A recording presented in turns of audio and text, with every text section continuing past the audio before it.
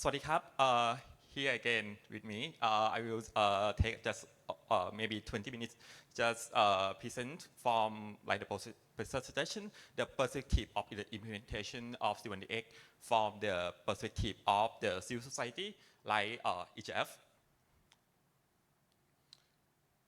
I think I will start by reminding myself again that our model, I mean EGF model is working at the intersection between environmental and human rights. So basically, this is, I think you heard me last week from the environmental, and this week I will working deep dive on the labor. Again, you familiar with this slide? I just remind myself that actually both the IUU cutting and tip report hearing is not the best way to reference, but I will put it on the slide just for the purpose of try to link with the developments of labor and environmental altogether. EGF again on the tip tiering, you can see it's a bumpy loss. Like we discussed last week, and because of the expose, Professor Kylie show us what is look like when you visit the pod, and this EGF version. We privileged enough to have the privilege in observe the operation of the governments since the very start of the C188 implementation. Actually, just long before that, but this is one of the example. Even the C188 implementation, we still have the gap of the implementation in terms of the labor inspection. You can see this slide is quite familiar with the presentation that you have seen is early today, but this one that actually what EGF happened in have seen in the real life. You can see a document have been packed up. This is the ATM card of the worker and all of the documents. Life jackets, the difference between the announced and unannounced. And again, the pile of the document, and this is the surrender form.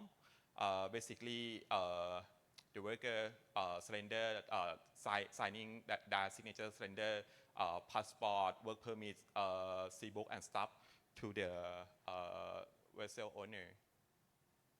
This is the record of the bank book and also the ATM card with the name and the PIN here. And the documents, so on and so forth.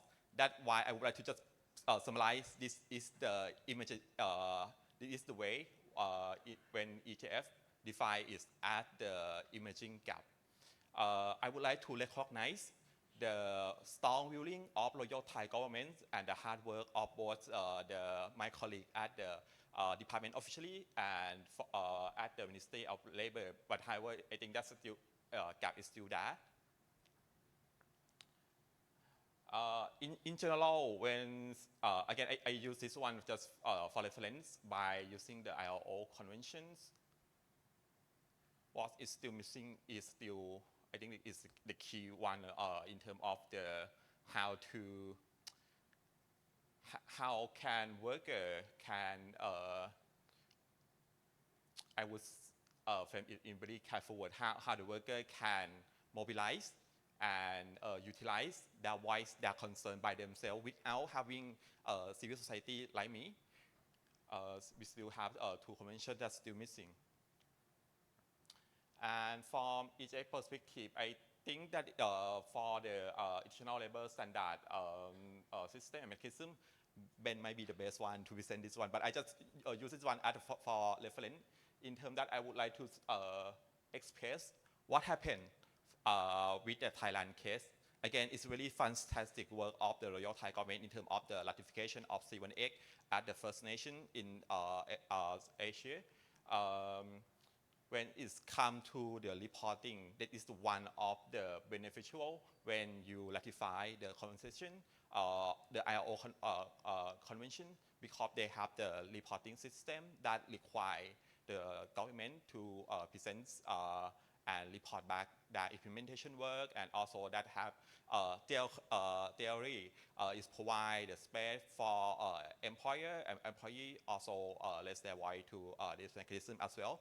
But for Thailand case, it's quite challenging because of we missing out the one of the important elements of the tripartite process within the worker themselves. In case of Thailand, it's a migrant worker who might face the challenge in terms of the language barrier, in terms of the how they can presenting themselves in the very complicated process of the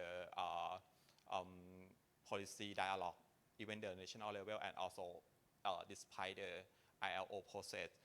For this one, I think it's not the best way, but I learning from my colleague at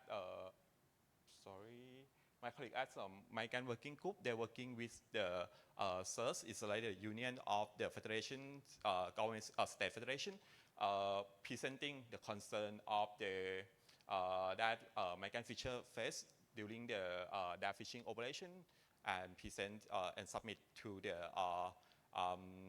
ILO process of the privatization.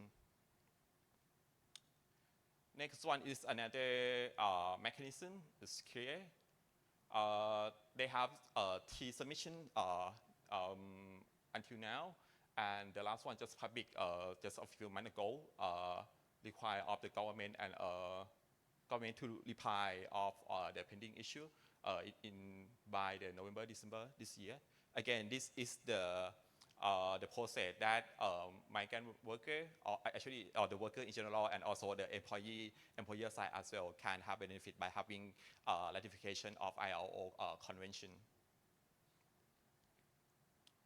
However, that is might be the challenge on the case of Thailand as well, when governments delay to submit their contribution report to the ILO mechanism that have been captured by the case of C188 of the Thailand. And also another indicator to link the fishing practice to the labor practice. I using the comment from the TIP report 2024. At the time, Thailand have the initiative in terms of trying to revise, making amendment of Fisheries Acts.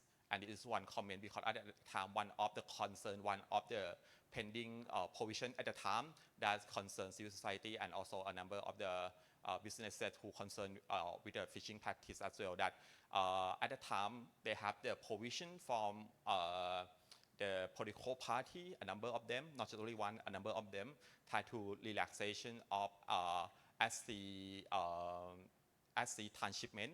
That clearly is might make the loophole of the SC who transfer as well. And it is how when you try to relaxation of the mechanism that already put in place, while worker in the industry is still placed as the vulnerable worker. Another issue is about SC missing of the crew during 2020 and 2023. I think they have over 230 crew missing at sea.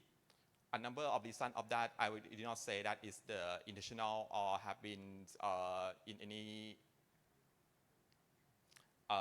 concrete supporting case that have been conducted by Egypt, but this fantastic figure is from the Department of Fisheries. So it's quite challenging in terms of having, I think you see for all of the photo that I shared with you earlier on the presentation, in terms of health and safety, in terms of life jacket, in terms of the significant safety measure on board. But despite all of that, this figure is still happening. I have no idea what is the situation now because of I think the government stopping presenting this figure anymore. So I have no idea that is better or is the situation at the moment. And okay, back in 2019, just about when Thailand about to ratify C188, thanks to SIPDEC, they come with a fantastic idea in terms of the make the modification of the wooden Thai fishing ship that should be equipped with the I will move here equipped with the number of the measure that required by that suggested by C188. I think key one is the toilet. For that idea, I think the idea is extend the room for the toilet over here because of the so far what in practice migrant workers still using a toilet at sea by just having one rope and hanging themselves at the back of vessel. And later on, because of the comment by the commercial sector that by making this modification, it might affect the way of the safety themselves that is that came and the way that is not complied by the Thai traditional fishing practice. And because of this one is on the annex that have been, according to my understanding, is on fall into the flexibility cost that they can apply just with the new building fishing ship, not have to be complied by all of the fishing that fishing at the moment. Again, thanks to that, I see with myself a number of the vessel owner they try to equip with this kind of the safety measure. But for my understanding, I have no the figure, but for my understanding, it's still less than 50 vessels that actually have been modified. This is again the same slide with my last presentation that I try to link the standard with the TATE. You see that the country that under Thai seafood supply chains, they have both fishery regulation, forced labor regulation, and human rights regulation as well. That's why it's quite important for Thailand case.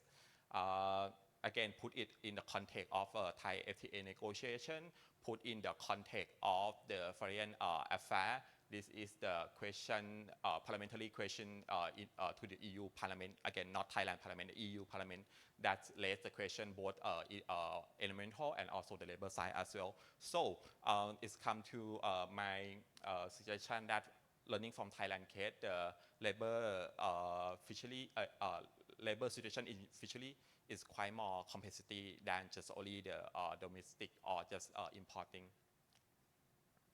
This is the survey by EJF. I think that is reflected by with the finding from various organization that you see this morning.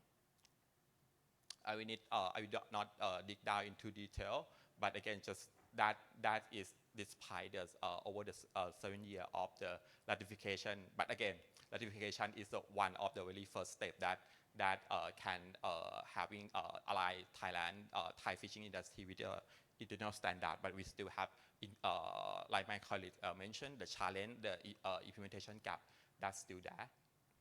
And here I am. Thank you so much.